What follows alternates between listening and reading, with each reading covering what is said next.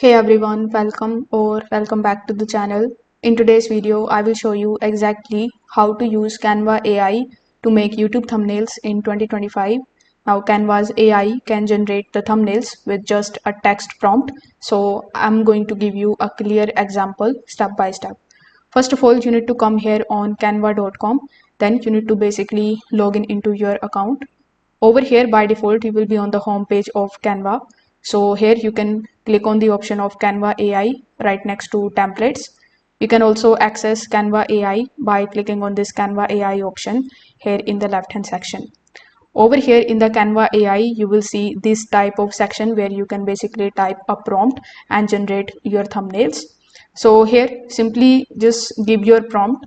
Let's say I gave it a prompt, create a thumbnail about the top 5 best laptops in 2025. I've also given more instructions like with bold yellow text, a clean tech background, and a modern style. So in your prompt, you need to be as detailed as possible how you are thinking your thumbnail to be in order for Canva AI to understand it and give the response according to that.